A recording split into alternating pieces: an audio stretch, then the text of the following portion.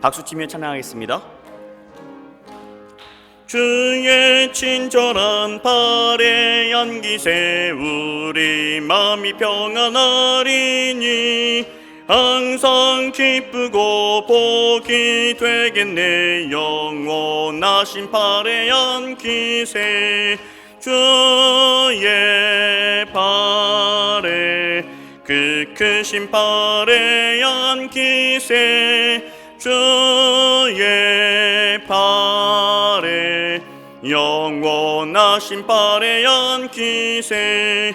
날이 갈수록 주의 사랑이 두루 광명하게 비치고 천성 가는 길 편히 가리니 영원하신 발에 안기세 주의 발에 그 크신 발에 안기세 주의 발에 영원하신 발에 안기세.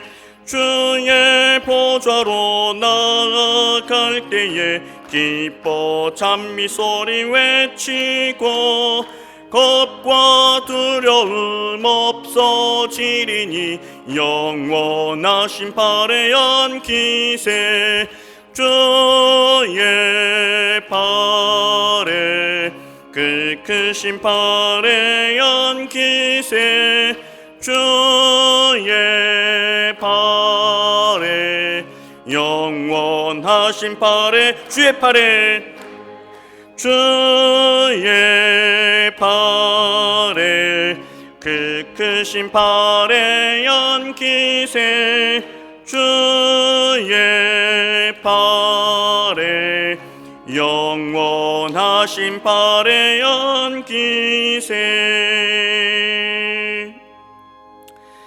부활절 둘째 주일이면서 창립 기념 주일 예배를 하나님 앞에 올려드리겠습니다.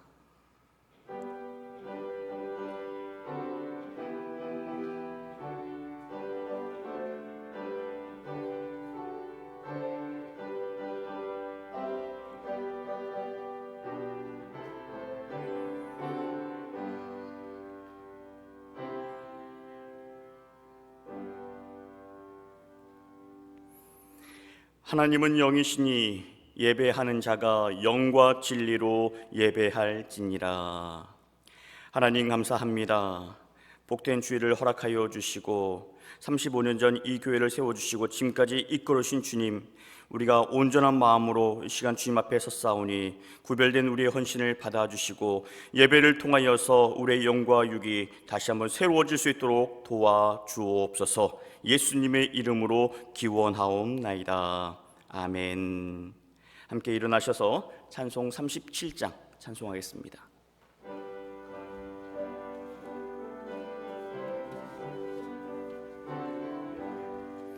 주 예수 이름 높이여 다 찬양하여라. 다 찬양하여라.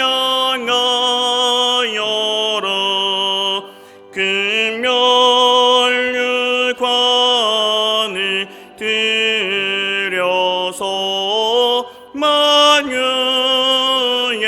주를 찬양하세. 찬양 찬양 찬양 만유의 주 찬양.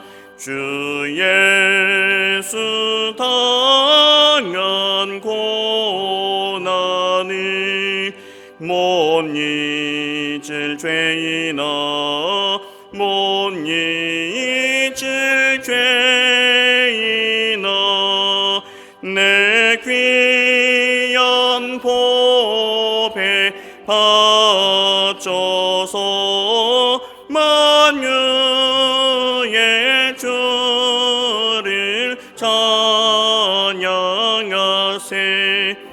찬양 찬양 찬양 만유의 주 찬양 이 지구 위에 거하니 온 세상 사람들 온 세상 사람들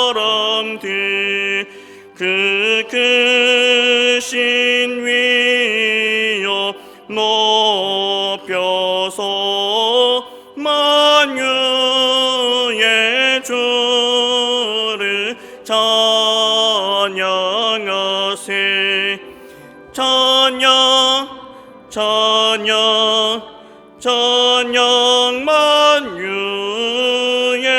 주 찬양 주 믿는 성도 다 함께 주 앞에 엎드려 주 앞에 엎드려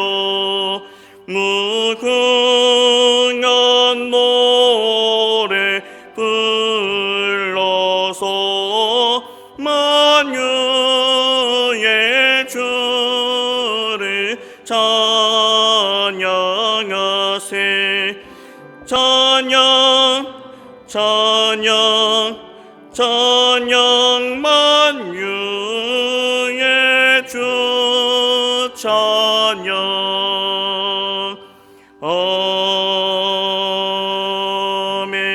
아멘. 교동문 110번입니다. 110번.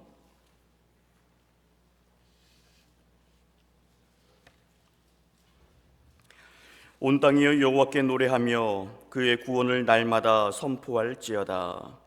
그의 영광을 모든 민족 중에 그의 기이한 행적을 만민 중에 선포할지어다. 여호와는 위대하시니 극진히 찬양할 것이요 모든 신보다 경외할 것이며 너희에게 평강이 있을지어다. 아버지께서 나를 보내신 것 같이 나도 너희를 보내노라. 그러므로 너희는 가서 모든 민족을 제자로 삼아 아버지와 아들과 성령의 이름으로 세례를 베풀고 내가 너희에게 분부한 모든 것을 가르쳐 지키게 하라. 볼지어다 내가 세상 끝날까지 너희와 항상 함께 있으리라 하시니라. 성령이 너희에게 임하시면 너희가 권능을 받고 예루살렘과 온 유대와 사마리아와 땅끝까지 이르러 내 증인이 되리라 하시니라. 아멘. 전능하사 천지를 만드신 하나님 아버지를 내가 믿사오며 그 외아들 우리 주 예수 그리스도를 믿사오니 이는 성령으로 잉태하사 동정녀 마리아에게 나시고 본디오 빌라도에게 고난을 받으사 십자가에 못 박혀 죽으시고 장사한 지 사흘 만에 죽은 자 가운데서 다시 살아나시며 하늘에 오르사 전능하신 하나님 우편에 앉아 계시다가 저리로서 산 자와 죽은 자를 심판하러 오시리라. 성령을 믿사오며 거룩한 공회와 성도가 서로 교통하는 것과 죄를 사하여 주시는 것과 다시 사는 것과 영원히 사는 것을 믿사옵나이다. 아멘.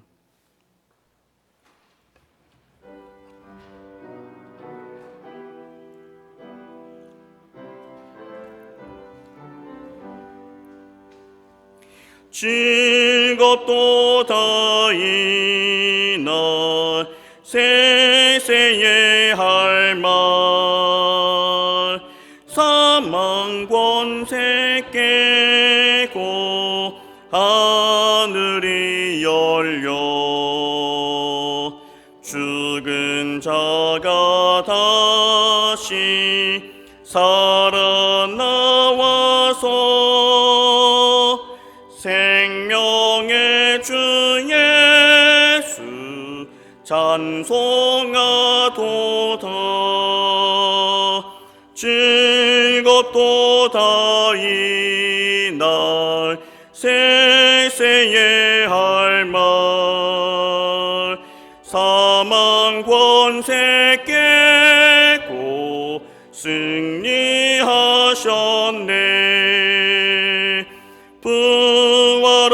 하신 주님 나타나시니 만물 모두 새 옷 입었네. 꽃은 만발하고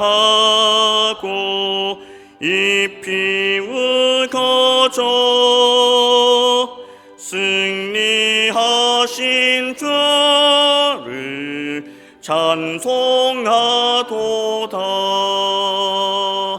즐겁도다 이날 세세의 할 말. 사망 권세 깨고 승리하셨네. 생명의 주 예수 죽음 이기고 무덤 문을 열고 살아나셨네. 주의 말씀대로 이루어져서 사흘 만에 다시 살아나셨네. 즐겁도다 이날 세세의 할 말. 사망 권세 깨고 승리하셨네.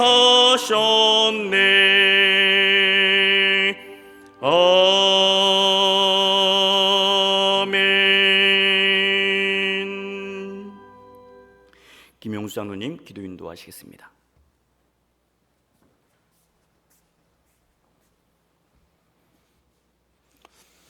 다 같이 기도드리겠습니다. 사랑의 하나님 아버지, 우리 한신교회를 지극히 사랑하시사 여기까지 인도해 주신 에베네스를 내신 하나님께 감사와 찬송을 드립니다. 저들이 올바로 믿음 생활을 하도록 하면서 살도록 35년 전에 이곳에 우리 교회를 세우도록 허락하여 주시고 한결같은 은혜로 보호하여 주시며 또한 동역자들을 보내주시고 믿음의 성도들을 허락하여 주시니 감사드립니다. 오늘 목마른 사슴이 신의 문을 찾는 갈급함으로 주님을 사모하며 예배를 드리오니 주님의 오른손으로 굳게 잡아 주시고 성령께서 친히 임하셔서 저희들의 심령을 만져 주시는 시간 되게 하옵소서. 저희들의 믿음이 적음을 또한 연약함을 도와주셔서 하나님께서 기뻐하시는 믿음으로 온전히 회복되는 은혜를 사모하게 하옵소서. 우리들의 의로는 아버지 앞에 감히 서기 어려우나 주님의 의를 힘입어 아버지 앞에 설 수 있게 하여 주시니 감사합니다. 우리들이 사는 동안 말과 행동으로 지은 모든 죄들을 용서하여 주시옵소서. 우리들에게 청결한 영을 허락하여 주시고 전신갑주를 입혀 주셔서 마지막 때 대적들을 물리칠 수 있는 강한 용기와 믿음을 허락하여 주시옵소서. 우리나라를 위하여 기도합니다. 이 땅에 의와 희락과 평강이 임하게 하여 주시옵소서. 하나님의 뜻을 이루어드리는 이 나라 되게 하여 주시옵소서. 지난 주간에 총선을 통하여 국회의원들을 뽑는 선거를 하였습니다. 당선된 국회의원들이 선거 운동 기간 동안 보여준 그런 자세로 국민을 섬기며 국민을 위한 선정을 베풀게 하여 주옵소서. 온 세계가 코로나 감염증으로 인하여 혼란과 두려움 속에 살고 있습니다. 이러한 전염병까지도 하나님의 다스림 속에 있다고 생각합니다. 하나님께 의지하며 회개하기를 원하오니 코로나19 감염병이 속히 물러가도록 섭리하여 주시옵소서. 제1선에서 발생을 억제하기 위하여 노력하는 정부 당국자들에게 지혜를 주시고 질병 퇴치의 이 정책이 모두 성공하도록 하여 주시옵소서. 치료하는 의료진에게도 함께 하셔서 그들의 노고가 빛나고 모든 감염증이 물러가게 하옵소서. 소상공인들이 걱정과 아픔이 속히 해결되게 하옵소서. 주님의 뜻 가운데 세워진 우리 울산안신교회가 사명을 잘 감당하는 주님의 아름다운 교회로 성장시켜 주시옵소서. 주님과 함께 우리 교회를 이끌어갈 다음 세대를 든든하게 세워 주시옵소서. 교회에 속한 모든 지체가 연합하여 성장하고 성숙하여지게 하옵소서. 우리 교회가 이제 작년이 되었사오니 협력하여 주님의 뜻을 이루어가게 하옵소서. 성도들의 건강을 지켜 주심을 감사합니다. 혹여 몸이 불편한 성도들을 찾아가 주시옵시고 치료하고 회복하여 주시옵소서. 각 목장과 맺어진 동력하는 교회들 목장원들이 중보하며 기도하며 관심을 갖기를 원합니다. 돕는 교회들이 속히 자립할 수 있도록 역사하여 주시옵소서. 세상에서 힘들어하는 영혼들을 위하여 사랑을 나누는 교회가 되게 하옵소서. 현재의 어려움이 물러가고 만민이 기도하는 교회 되게 하옵소서. 문을 활짝 열고 구원의 방주 역할을 하기에 부족함이 없게 하옵소서.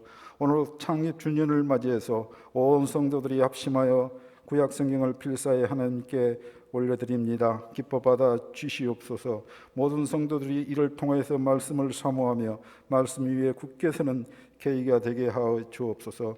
오늘 또 우리들에게 말씀을 전하실 목사님과 함께 주시옵소서. 강단에 서신 목사님 붙으셔서 갈급한 심령들에게 담비와 같은 말씀을 전할 수 있게 하여 주시옵소서. 한신의 성도들을 통하여서 은혜 받고 말씀대로 실천하는 역사가 일어나게 도와주시옵소서. 성령께서만 가정 우리 예배를 주관하여 주시옵기를 간구하오며 높으신 하나님을 찬양하며 예수 그리스도 이름 받들어 기도드리옵나이다.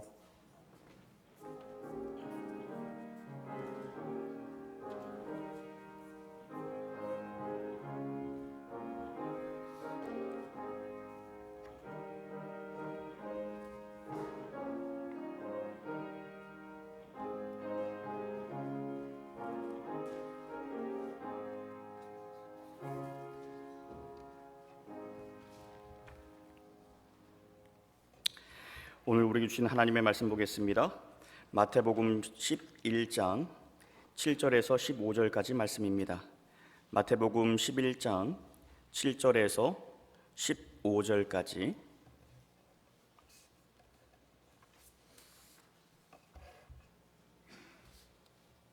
마태복음 11장 7절에서 15절까지의 말씀입니다. 교독으로 말씀 봉독하겠습니다. 그들이 떠나매 예수께서 무리에게 요한에 대하여 말씀하시되 너희가 무엇을 보려고 광야에 나갔더냐? 바람에 흔들리는 갈대냐?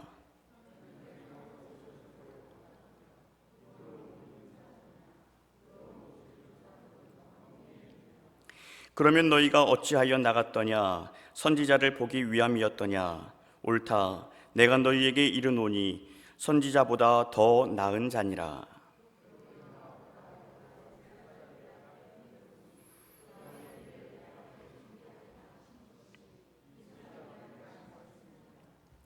내가 진실로 너희에게 말하노니 여자가 낳은 자 중에 세례 요한보다 큰 이가 일어남이 없도다.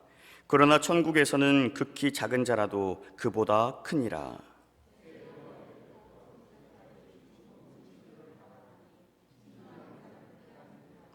모든 선지자와 율법이 예언한 것은 요한까지니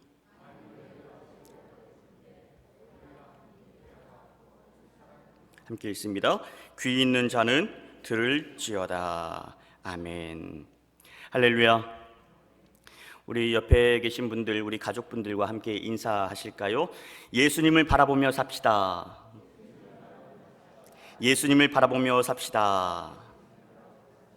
네, 우리가 살아가면서 늘 우리 인생의 주가 되시는 주님만 바라볼 수 있기를 바랍니다. 예수님을 바라볼 때요, 내가 원하는 것만 바라볼 것이 아니라 주님의 시각으로 바라볼 수 있어야 되고 예수님께서 보여주시는 것을 보고 살 수 있기를 바랍니다. 지난 시간에 옥중에서 예수님을 바라보았던 세례 요한을 살폈었어요. 세례 요한은 예수님께서 오실 그 길을 예비하고 이분이 바로 하나님의 아들이라고 확신했던 사람입니다. 하지만 감옥에 갇히고 죽음의 공포가 찾아오자 예수님이 과연 메시아인가 확인하고 싶은 마음이 들었어요. 왜냐하면 들리는 소식만 보면 메시아가 분명했지만 지금 자신의 상황을 보자 하니 의구심이 들었기 때문입니다. 메시아께서 이 땅에 오시면 묶여있는 자들이 풀려난다라고 했는데 지금 나를 돌아보니까 여전히 감옥에 갇혀있기 때문이죠. 그래서 제자들을 예수님께 보냈습니다. 오실 그이가 당신입니까? 아니면 우리가 또 다른 일을 기다려야 합니까? 그랬더니 예수님께서 말씀하십니다. 너희가 가서 듣고 보는 것을 요한에게 알리라. 순서가 중요해요. 보고 들은 것이 아닙니다. 듣고 본 것을 요한에게 알려라. 사람들은 대부분 내가 직접 보아야 믿겠다라고 얘기합니다. 그런데 믿음은요, 본다고 해서 다 믿어지는 것이 아닙니다. 내가 어떤 자세로 어떤 마음가짐으로 보느냐가 더 중요합니다. 예수님의 사역 현장을 바리새인들도 똑같이 목격했습니다. 하지만 예수님을 궁지에 몰아넣겠다라고 하는 마음으로 보았기 때문에 예수님의 그 현장에서 살림의 사역을 본 것이 아니라 천국의 기쁨을 나누는 것이 아니라 어떻게 하면 예수님을 잡아 죽일 수 있을지 꼬투리를 찾기에 급급했습니다. 믿음은 들음에서 난다라고 했어요. 지금 세례 요한에게 필요한 것이 뭐냐면 믿음입니다. 그래서 너희가 듣고 본 것을 너희 스승에게 알려라. 무엇을 들었어요? 6절 말씀입니다. 누구든지 나로 말미암아 실족하지 아니하는 자는 복이 있도다 하시니라. 여러분, 살아가면서 누구나 어려움을 만날 수 있습니다. 그러나 어려운 문제가 있을 때마다 예수님 탓을 하는 것이 아니라 시험 들지 말라라고 얘기를 했어요.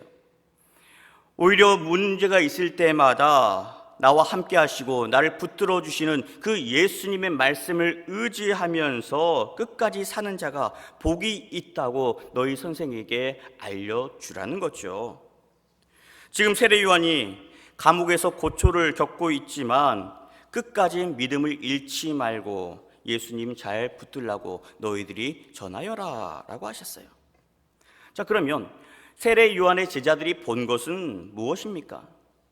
누가복음 7장 21절 말씀에 마침 그때에 예수께서 질병과 고통과 및 악귀 들린 자를 많이 고치시며 또 많은 맹인을 보게 하신지라.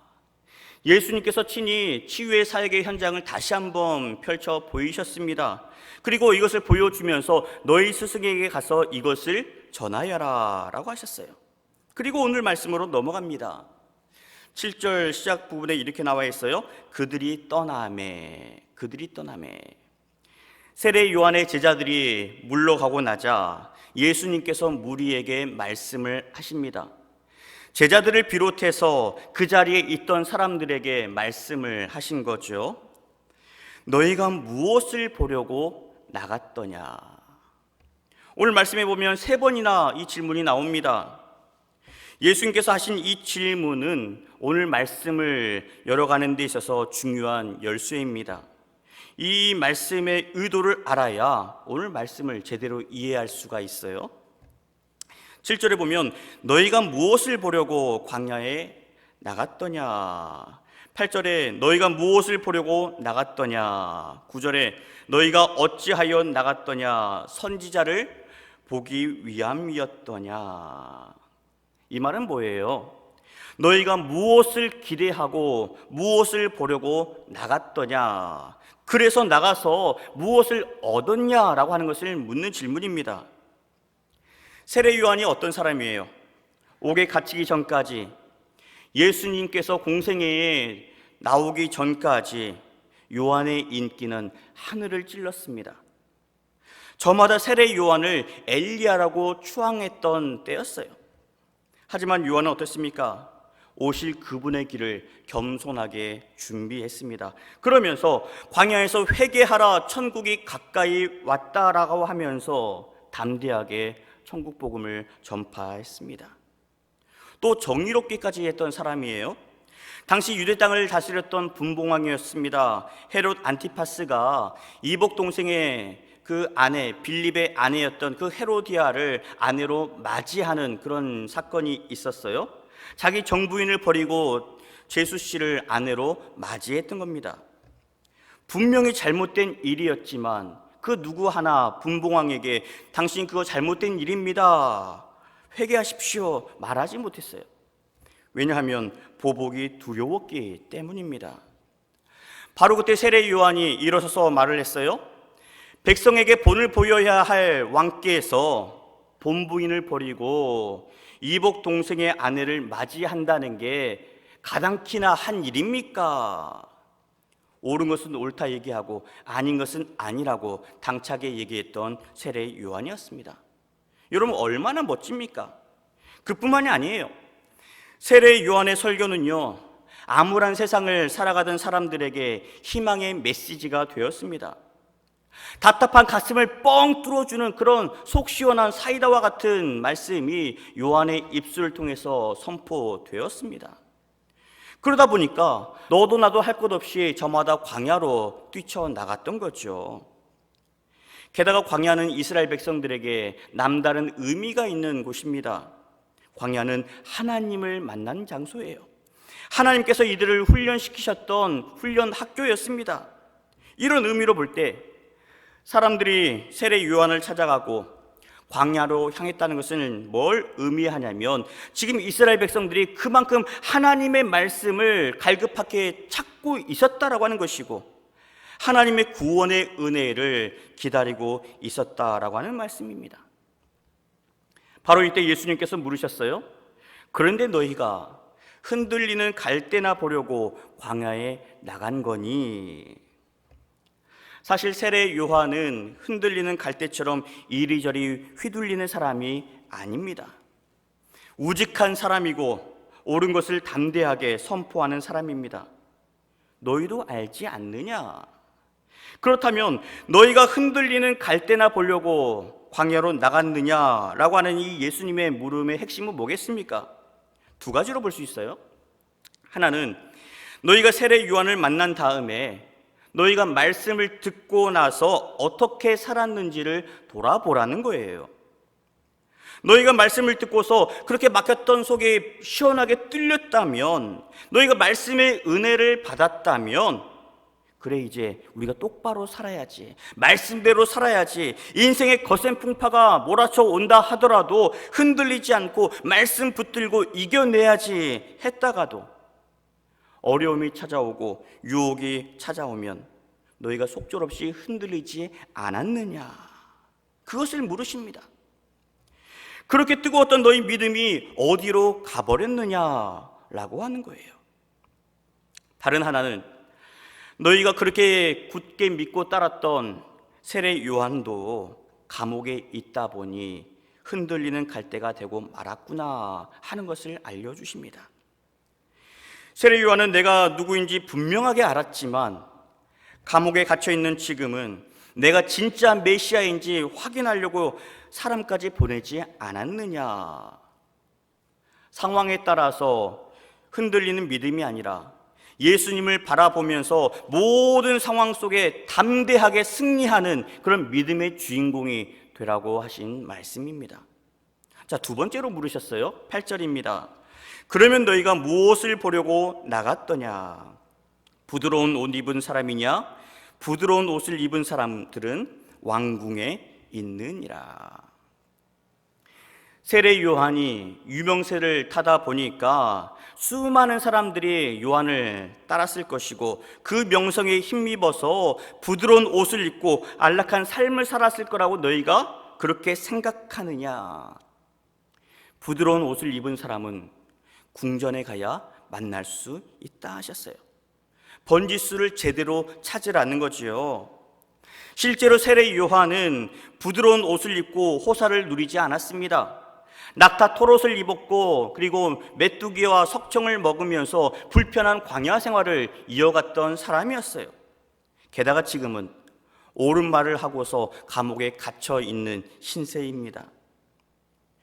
기적을 행하셨던 예수님의 경우를 볼까요? 물고기 2마리와 떡 5개로 5,000명을 먹이시고도 12광주리를 남기셨습니다. 듣지 못하는 자가 듣게 되었고 나병 환자가 일어서게 되었고 귀신 들린 자가 귀신이 떠나갔습니다. 죽은 자가 살아났어요. 그런 예수님 앞에 수많은 사람들이 몰려들었습니다. 예수님의 인기가 이제는 요한을 넘어서서 최고의 탑스타가 됐던 거죠. 예수님의 인기가 이 정도 되다 보니까 예수님의 제자들 사이에서 자리 다툼이 생겼습니다. 가장 가까이 두셨던 야고보와 요한이 서로 티격태격 싸우고 있었어요. 누가 더 크냐? 누가 더 예수님에게 인정받는 제자냐? 그러면서 예수님에게 물었어요. 마가복음 10장 37절입니다. 여짜오되 주의 영광 중에서 우리를 하나는 주의 우편에 하나는 좌편에 앉게 하여 주옵소서. 기가 막힐 노릇이죠.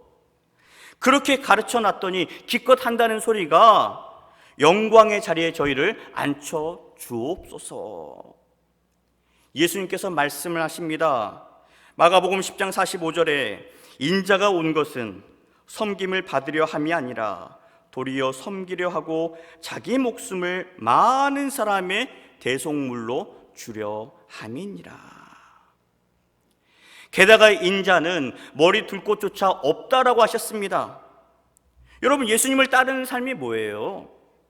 부와 명예를 추구하는 삶이 아닙니다. 이 마을 저 마을 다니면서 복음을 전하고 전도하고 선교하는 삶이 예수님을 따르는 삶이었습니다. 그런 삶을 살라라고 말씀하시는 거죠. 세 번째로 물으십니다. 9절 상반절에 그러면 너희가 어찌하여 나갔더냐? 선지자를 보기 위함이었더냐? 너희가 광야로 나간 것이 그저 갈대를 구경하러 간 것이 아니고 호의호식하는 자를 보러 간 것도 아니라면 선지자를 보려고 나간 거냐? 9절 하반절에 옳다 내가 너희에게 이르노니 선지자보다 더 나은 자니라. 그래, 세례 요한은 그 어떤 선지자보다 훌륭한 사람이야 라고 하면서 맞장구를 치십니다. 선지자는 어떤 사람이에요? 한자로 보면 선지자, 먼저 알고 있는 사람을 얘기합니다. 헬라어 성경에 보면 프로페테스라고 하고 있어요. 미리 말하는 사람을 의미합니다. 따라서 먼저 알고 먼저 말하는 사람이 선지자예요. 그렇다면 구약 성경에 나와 있는 선지자들이 무엇을 알고 예언했겠습니까? 이 땅에 오실 메시아가 어떤 모습으로 오실지 알고 있었고 오실 때 어떤 역사가 일어날지 알고 있었습니다. 하나님의 언약이 예수님을 통해서 이루어진다는 것을 알고 있었고 그 사실을 예언했던 사람들이 선지자였어요. 백성들은 그렇게 선지자의 말씀을 통하여서 희망을 품었습니다. 하나님으로부터 위로를 받았어요. 하지만 말라기 선지자를 끝으로 세례 요한이 등장하기 전까지 400년 동안 영적 암흑기가 찾아왔습니다. 따라서 하나님의 말씀을 듣고 싶어도 말씀을 들을 수가 없었던 거예요. 따라서 세례 요한의 등장은 그야말로 어둠을 밝히는 한 줄기의 빛과 같았습니다. 그 자체만으로도 대단한 사람인데 세례 요한이 그동안 있었던 선지자들보다도 더 낫다라고 예수님이 말씀하셨어요. 그러면서 내가 이르노니 이어지는 10절 말씀은 말라기 3장 1절의 말씀을 인용하신 말씀이죠. 말라기 3장 1절 상반절 함께 고백하겠습니다. 만군의 여호와가 이르노라 내가 내 사자를 보내리니 그가 내 앞에서 길을 준비할 것이요. 기록된 바 예수님께서 오실 길을 예비한 사람이 있는데 그 사람이 바로 세례 요한이라는 거죠. 구약의 말씀이, 말라기 선지자의 예언이 이루어졌습니다. 그런데 이 말씀을 보면 세례 요한은 그저 입술로 말만 전하는 그런 선지자가 아닙니다. 오실 그이, 하나님께서 보내실 그분, 그 메시아, 하나님의 아들을 소개하고 직접 그 오실 길을 준비하고 예비했던 사람이 선지자 요한이었던 거예요. 그러면서 세례 요한을 칭찬하십니다. 11절 상반절 같이 읽겠습니다. 내가 진실로 너희에게 말하노니 이 여자가 낳은 자 중에 세례 요한보다 큰 이가 일어남이 없도다. 세례 요한을 여자가 낳은 자 중에서 가장 큰 자다라고 이렇게 말씀을 하십니다. 아담과 하와 이래로 가장 위대한 일을 했다라고 하는 표현이에요. 성경의 역사를 보면 구약의 역사 가운데 큰 획을 그었던 사람들이 많이 있습니다. 이스라엘을 애굽에서 이끌어냈던 모세도 큰 인물이에요. 갈멜산에서 바알 선지자와 함께 싸웠던 엘리야, 엄청난 기적을 펼치고 불수를 타고 하늘에 올랐던 엘리야도 있지만 이런 위대한 사람들을 제치고 세례 요한더러 가장 큰 자다라고 칭찬하셨습니다. 이유가 뭘까요? 예수님께서 세례 요한을 향해서 여자가 낳은 자 중에 가장 큰 자, 가장 큰 사람이라고 말하신 뜻은 가장 큰 일을 했다라고 하는 의미입니다. 그 일이 뭐예요? 예수님께서 오실 그 길을 예비하고 준비했다라고 하는 거죠. 성경에 보면요, 예수님께서 극찬했던 사람이 또 나옵니다. 예수님 앞에 엎드려 귀한 향유 옥합을 깨뜨렸던 여인입니다. 여인이 옥합을 깨뜨렸을 때 제자들이 난리를 칩니다. 그게 얼마짜린데 그것을 땅에 쏟아 붓습니까? 그것을 차라리 팔아서 가난한 사람들 도와준다면 더 값지게 쓸 수 있었을 텐데 하면서 아까워하니까 주님께서 말씀하시죠. 어찌하여 이 여자를 괴롭게 하느냐? 그가 내게 좋은 일을 행하였느니라. 여기서 내게 좋은 일을 했다라고 하는 것 뭐겠습니까? 앞으로 치를 예수님의 장례를 미리 준비했다라고 하는 거예요. 예수님의 사역에 보탬이 되는 일을 이 여인이 했다라고 말씀을 하신 겁니다. 그러면서 주신 말씀이 마태복음 26장 13절 말씀입니다. 내가 진실로 너희에게 이르노니 온 천하에 어디서든지 이 복음이 전파되는 곳에서는 이 여자가 행한 일도 말하여 그를 기억하라 하시니라. 자, 그렇다면 오늘 우리 역시 우리가 해야 될 일이 있다면 뭐겠습니까? 가장 큰 일을 우리가 해야 되지 않겠어요? 가장 좋은 일을 우리가 해야 되지 않겠습니까? 하나님께서 기뻐하실 그 일을 우리가 해야 되지 않겠어요? 그 일은 뭐예요? 예수님께서 당부하신 일입니다. 땅끝까지 이르러서 내 증인이 되어라. 복음을 전하며 살아라. 전도하며 살아라. 선교하며 살아라. 그 일의 기쁨으로 헌신할 수 있는 우리 한신가족 될 수 있기를 축원합니다. 예수님께서 말씀을 이어가세요. 11절 하반절. 그러나 천국에서는 극히 작은 자라도 그보다 크니라.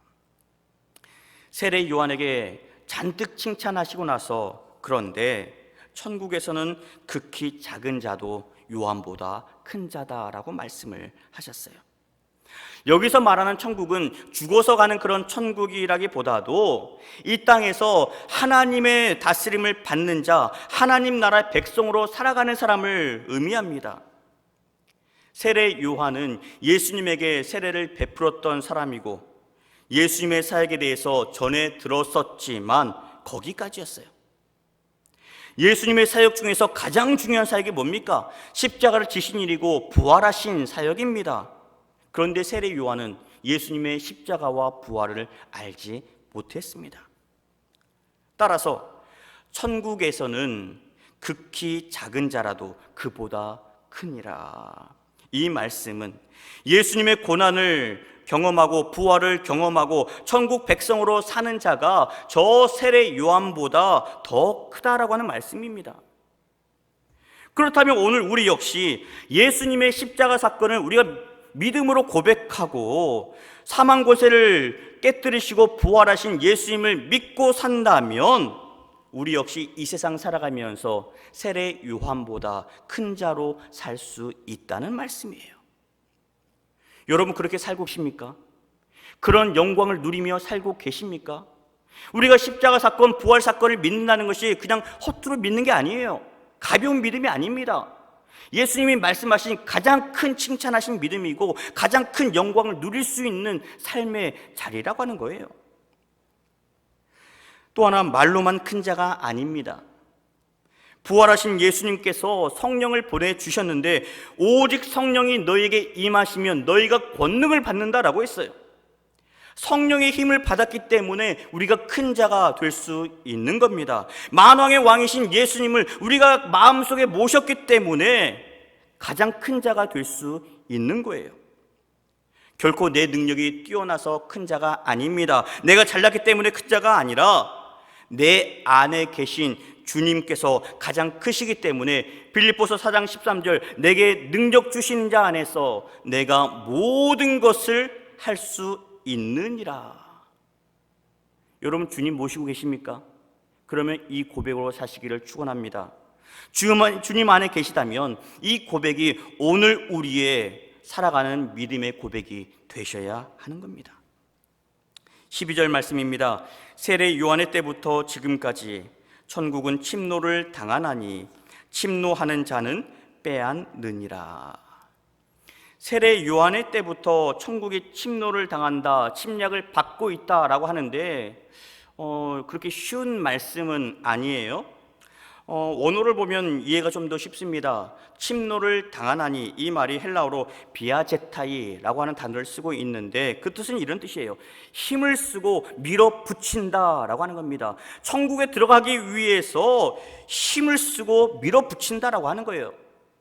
젖먹던 힘까지 다해서 내가 복음을 전하고 내가 어떤 어려움이 있더라도 끝까지 포기하지 않고 돌격하는 그런 자세로 살아가는 사람이 천국에 들어가는 자다라고 말씀을 하는 거죠.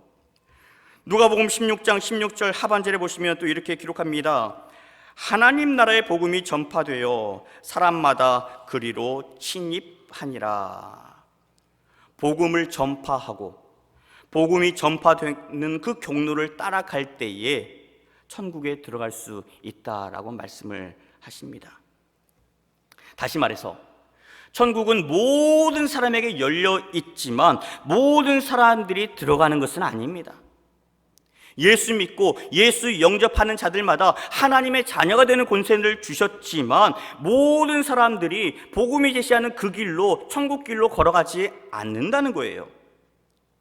왜냐하면 그 길은 좁고 험해서 사람들이 가기를 꺼려하기 때문입니다. 뿐만 아니라 그 나라는 거듭나지 않으면 보이지 않기 때문입니다. 13절 말씀입니다. 모든 선지자와 율법이 예언한 것은 요한까지니. 사람들은 저마다 세례 요한을 엘리야라고 불렀어요. 누가복음 1장에 가보면 세례 요한의 아버지 사가랴가 나옵니다. 사가랴가 하나님 앞에 제사를 드리는데 천사가 찾아와서 이렇게 말을 했어요. 누가복음 1장 17절 그가 또 엘리야의 심령과 능력으로 주 앞에 먼저 와서 아버지의 마음을 자식에게 거스르는 자를 의인의 슬기에 돌아오게 하고 주를 위하여 세운 백성을 준비하리라. 예수님도 말씀하시죠. 오늘 14절 말씀에 만일 너희가 즐겨 받을진대 오리라 한 엘리야가 곧 이 사람이니라. 세례 요한은 자신이 직접 저는 엘리야가 아닙니다 라고 겸손하게 말했지만 세례 요한은 주께서 오실 그 길을 예비했던 엘리야였습니다. 그러니 마지막까지 흔들리지 말고 믿음을 굳게 붙들라라고 하는 거죠. 우리 역시 하나님의 자녀답게 믿음으로 살아가라라고 하시는 말씀입니다. 그러므로 마지막으로 말씀하세요. 귀 있는 자는 들을지어다. 귀 있는 자는 들을지어다. 여러분, 귀가 있다고 해서 다 듣는 것이 아닙니다. 청력이 나빠서 다 듣지 못하는 것도 아닙니다.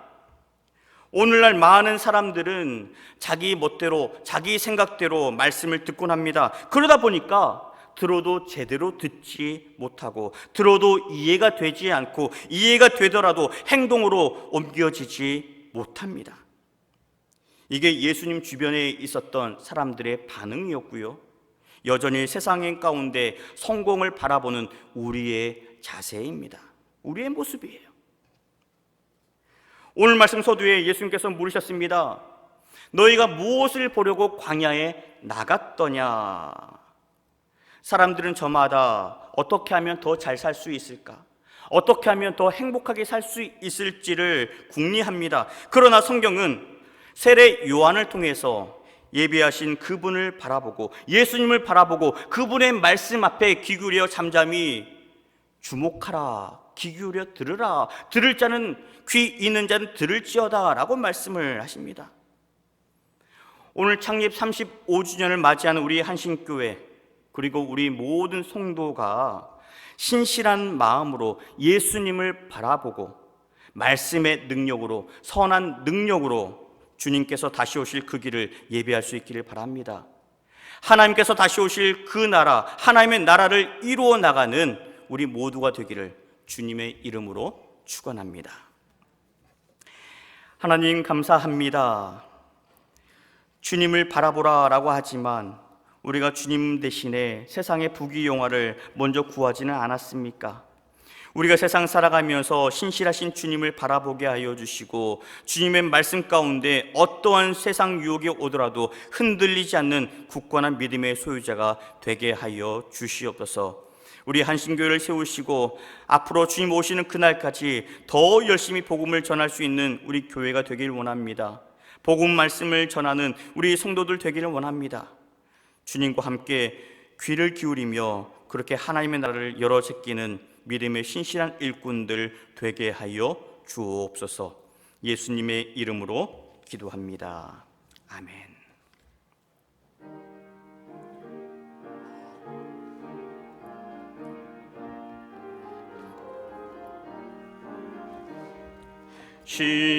시온성과 같은 교회, 그의 영광 한없다. 허락하신 말씀대로 주가 친히 세웠다. 반석 위에 세운 교회, 흔들 자가 누구랴. 모든 원수의 워싸도 아무 근심 없도다.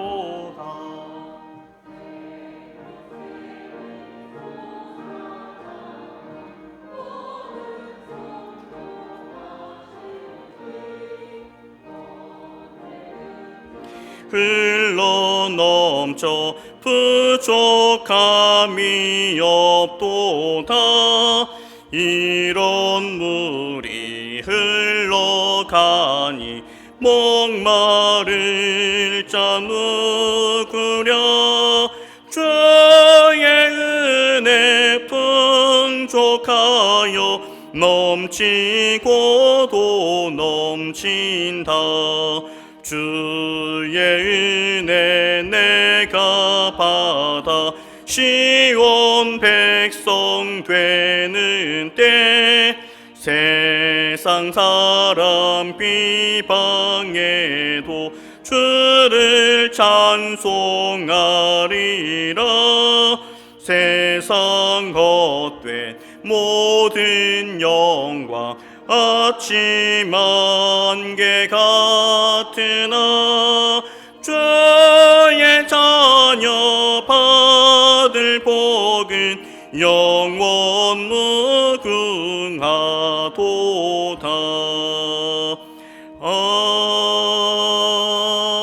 아멘. 이 시간은 하나님 앞에 올려드린 우리 구약 성경, 필사 성경을 봉헌하면서 그리고 함께 드려진 예물을 위해서 기도하겠습니다. 하나님 감사합니다. 이 땅을 살아가면서 하나님의 영광 아닌, 하나님의 은혜 아닌 것은 하나도 없음을 고백합니다. 우리가 세상 살아가면서 주님 주신 그 은혜 앞에 감사하며 이 시간 귀한 예물을 올려드리오니 주님께서 기쁘게 받아 주시옵소서. 10의 1조로 선교의 예물로, 감사의 예물로, 비전 헌금으로, 생일 감사 헌금으로 각양각색의 모습을 담아서 주님 앞에 올려드렸사오니 아버지, 이 드림이 기쁨이 되게 하여 주시고 이 헌신이 하나님을 향한 복된 헌신이 되게 하여 주시옵소서. 아버지, 물질로 인하여서 힘들지 아니하도록 우리 모든 삶의 자리 붙들어 주시길 원합니다.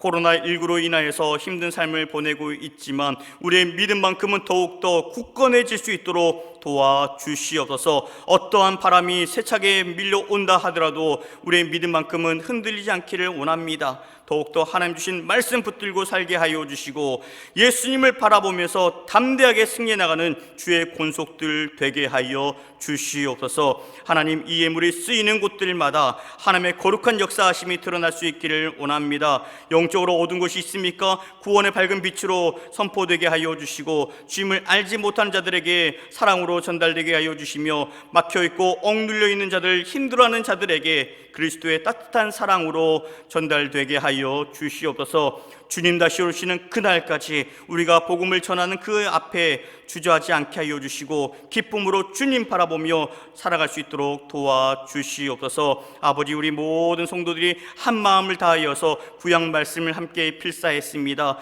어린아이에서부터 작년에 이르기까지 모든 믿음의 지체들이 함께 헌신하였사오니 아버지, 이 성경을 기쁘게 받아주시고 우리가 더욱더 말씀을 사모하며 말씀의 빛대로 살아갈 수 있도록 도와주시옵소서.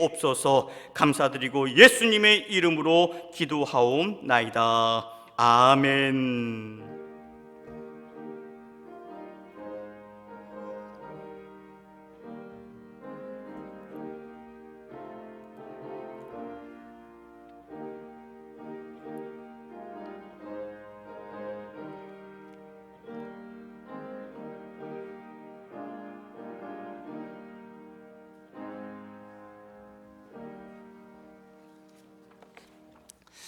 할렐루야. 네, 우리 옆에 계신 우리 성도님들, 우리 가족분들과 함께 다시 한번 이렇게 인사 나누실까요? 부활의 기쁨으로 삽시다. 어떤 일이 있더라도 예수님만 바라보고 삽시다. 네, 이번 한 주 동안도 그 믿음의 고백으로 승리할 수 있기를 축원합니다. 오늘 교회 창립 35주년 기념 주일입니다. 1985년 4월 21일 우리 한신교회가 예수님의 은혜 가운데 출발을 하였습니다. 함께 지금까지 믿음의 역사를 쌓아올 수 있도록 애쓰고 수고해 주신 우리 모든 믿음의 지체들, 우리 성도님들에게 감사를 드리고, 주님 다시 오시는 그때까지 이 사역이 하루도 멈춰서는 안 됩니다. 함께 믿음으로 고백하시면서 우리 한신교회 성도라는 것을 자부감을 가지시고, 자신감을 가지시고, 자부심을 가지시고 함께 기도해 주시고 섬겨 주시기를 바랍니다. 좀 전에 우리 헌금 봉헌 시간에 우리 김용수 장로님과 서병창 권사님, 우리 당회원 대표, 그리고 베드로 선교회 우리 회장님께서 성경 말씀을 봉헌해 주셨어요. 우리 카메라 그때 잡았으면 좋았을 텐데 좀 아쉬움이 있습니다. 제가 한번 보여드릴게요.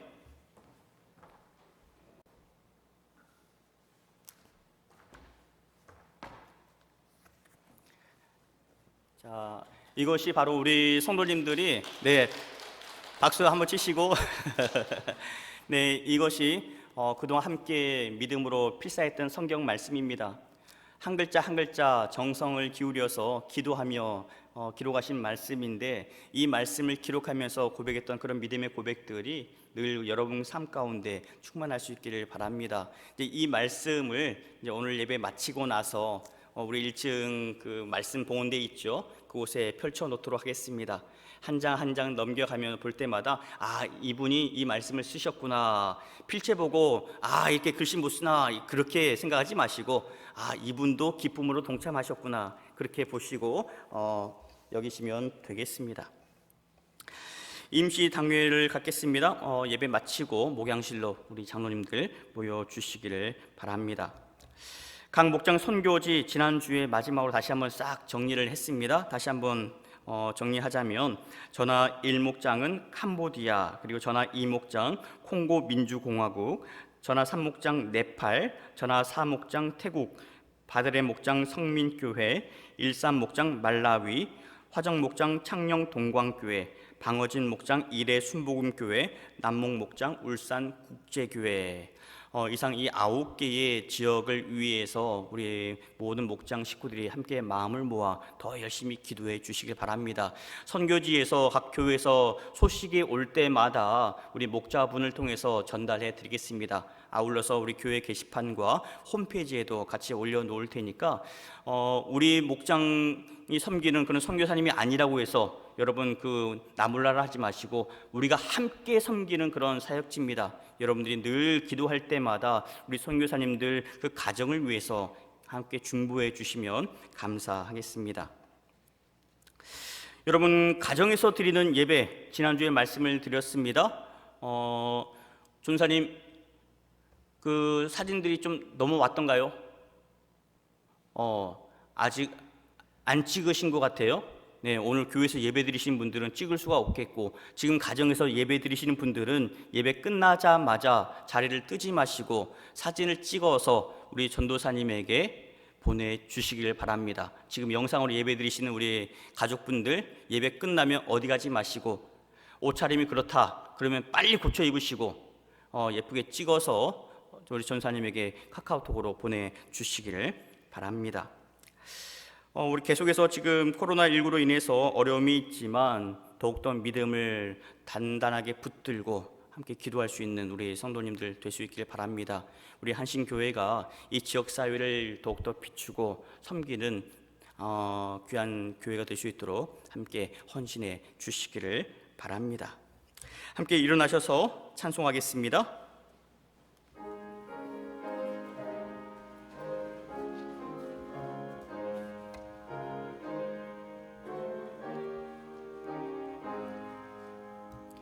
성전을 떠나가기 전 머리를 숙일 때 주께서 함께 계시고 복 내려 주소서.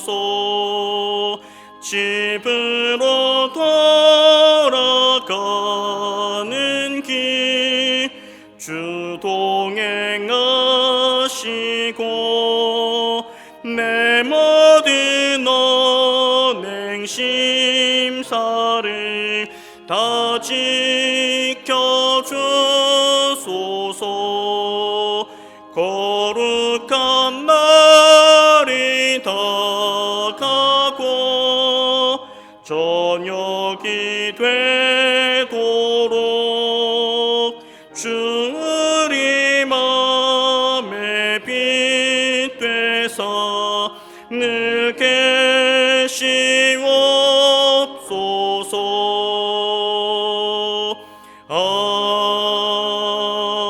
아멘. 비전 선포하겠습니다. 예수님과 함께하는 예수님과 함께하는 예수님과 함께하는 이제는 우리 구주 예수 그리스도의 은혜와 아버지 하나님의 그 크신 사랑하심과 성령님의 인도하시고 돌보시는 거룩하신 역사하심이 창립 35주년을 맞이하며 주님 앞에 헌신하기로 다짐하는 주의 모든 권속들 머리 위에 이제로부터 영원 끝날까지 함께 계시옵기를 간절히 축원하옵나이다. 아멘.